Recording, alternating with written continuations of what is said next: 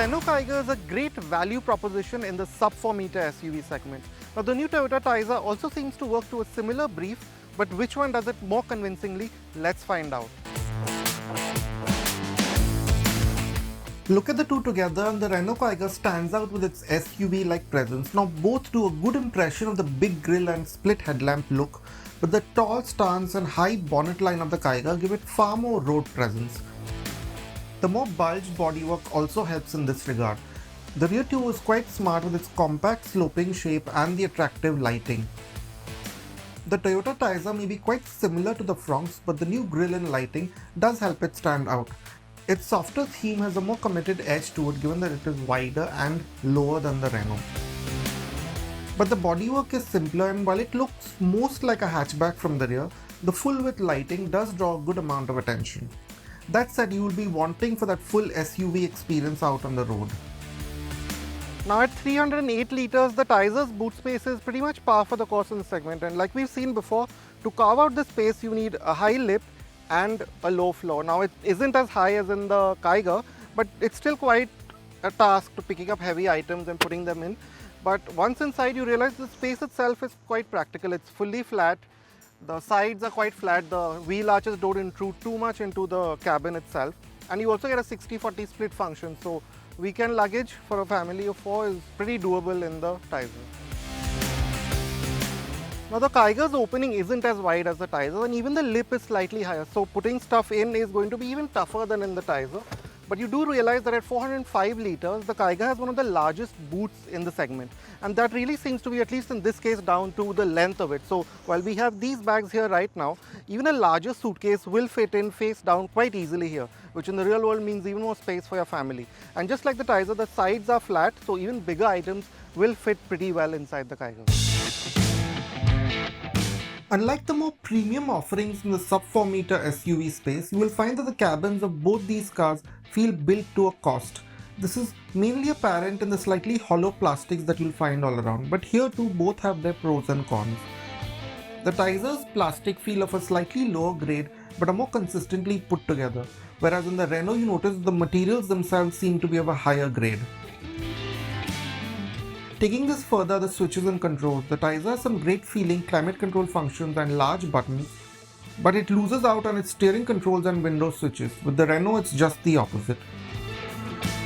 The Taisor is a more practical cabin as well. You have larger door bins front and back than the Kiger, as well as more place to securely hold cups and phones in the central tunnel. The Kiger does have a deep central cubby, but this comes at the cost of cup holders. Both only offer one Type A charge port at the front, but you do get wireless charging. Now the interiors of these two cars here, the Kiger and the Taisor, seem to match what they're doing on the outside. So the Kiger goes really hard with that SUV-ish, ruggedish kind of look, where you see that it has quite a high sill to the dash. The materials, they're quite simply done, and even the design itself, it's not especially flashy or colorful.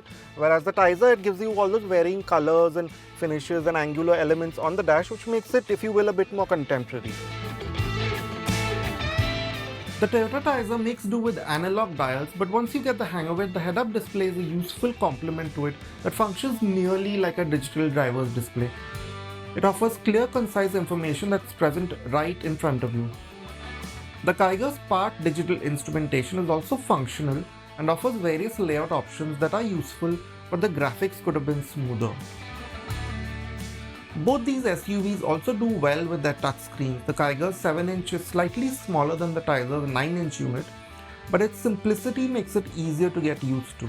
That said, the Maruti Suzuki derived unit offers a good deal of information in the Toyota.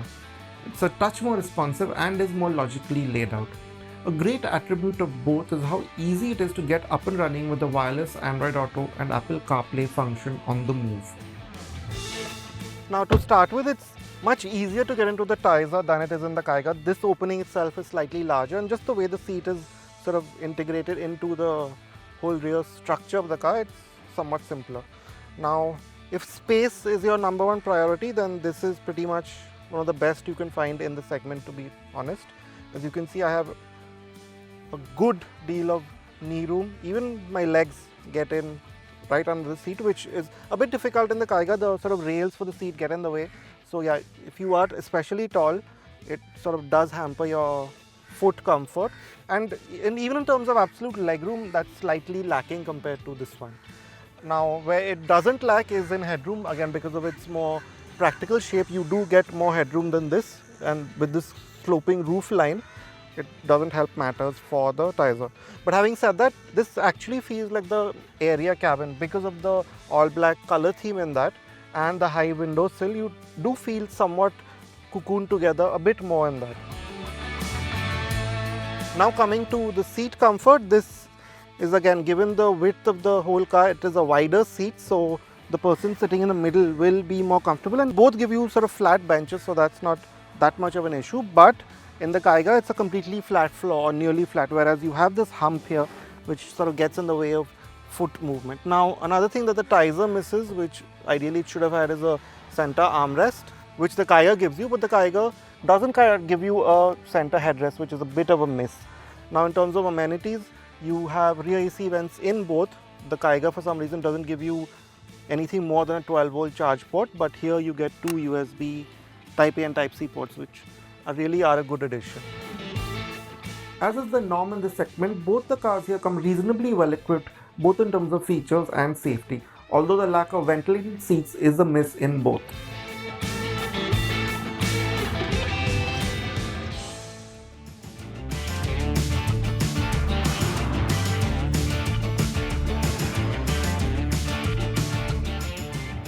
Now driving both these cars is really quite simple in traffic given their compact footprints. Now the Kiger makes it easier in one way with the high seating position and the fact that you have this really nice view out straight ahead. So placing the car in that regard is easy, where the Taisor scores is with this visibility all around. Now the sill is lower, you don't have that big A pillar blocking your view like how it is in the Kiger. So in either case, driving in traffic is not really much of a concern. This Taisor is of course derived from a Maruti, so you know they get their seating positions right most of the time, and it's no different with that. Now the Kiger, yes, the pedals could sometimes be a bit of a trouble if you are too tall. Both the Taisor and Kiger are powered by 1-litre 3-cylinder turbo petrol engines. They also make around roughly the same outputs at 100 PS and 150 Nm. Now this might be less than what you get in something like a Mahindra XUV 3XO or a Sonnet, but these cars also weigh less, which makes them just as peppy. The Taisor's 10.8 second 0 to 100 kmph time with the automatic is about as fast as anything in this segment, and while the Kiger's CVT can't quite keep up, its 12.8 second time doesn't make it slow by any stretch. Now this Taisor has that booster jet Maruti engine, and it really is one of the more impressive small turbo petrols, especially in this BS6 form, and it's become so much more refined now, especially in comparison to the Kiger, which you feel the vibrations, you feel it to be a bit grumbly, and it has that typical 3-cylinder thrum. None of that is audible here. It's a very smooth, very linear engine with good performance right from above idle.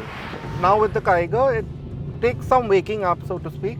So in stop-go traffic, it does make for slightly more laboured progress. But then once you're up and going in both of them, you have a good deal of performance. In fact, if you aren't used to these cars, you might be a bit surprised by how sprightly they feel as they keep building revs. Now the ISIN 6-speed torque converter in the Taisor is up to the task of making smooth progress. Yes, it can take a moment more than ideal to swap gears in slow and medium speed driving, but overall it's a fluid, cohesive experience that pairs well with the engine. A positive is the full manual control you can get that lets you rev to the red line and hold, so more spirited driving is possible too. The CVT in the Kiger is one of the better examples of its type, so while you do have that seamless experience that these gearboxes provide, there are still those slow responses that make for some frustration, especially when the engine isn't on the boil. That said, you get drive modes in the Kiger, which does do a good job of adding urgency when you want it. Now we couldn't put these cars through a full real-world mileage test, but going with the ARAI figures, the Taisor has an edge over the Kiger with nearly 20 kmpl against the 18.34 kmpl of the Kiger. Now the way these cars ride and handle, it also goes with that easy to use feel that both of them have in the city or generally as well. So with the Kiger, what you will really like is the steering. I mean, it has some heft to it, but it's not cumbersome in that sense at all. And it's also got a good deal of directness, so if you are going a bit quicker or just generally you want to just know what the car is doing, this one gives you a better idea than what the Taisor does. Now yes, it feels a bit heavier for want of a better word, because it is, and it's got that element of body roll, considering it has that sort of SUV-ish body style to it, which means that the Taisor feels more nimble, more darty, say, in general use, but the Kiger is not that far behind, because what you get is some really progressive handling in both cars. And with the Kiger, the added advantage being that it's also quite stable, more stable than the Taisor at higher speed. Now there is a price to pay for that with the Kiger in terms of its ride. So at lower speeds, the Taisor is definitely the more plush car here. Both of them have pretty high profile R16 tires, so that's not a differentiator. But yes, you do notice that the Kiger has that slightly Europeanish feel to it. It has that slight edge of firmness over, say, broken patches or broken roads. And say over a rough patch, you do feel it more in the Kiger than in the Taisor. Priced at Rs 13.28 lakh on road for this top CVT trim, the value that the Renault Kiger offers is hard to look past. This is when you consider the bold looks, the well-appointed cabin and the good features list. The Toyota Taisor is more expensive at Rs 15.59 lakh, which hampers it, but it manages to gain an edge with the refinement, space and comfort it offers in everyday driving.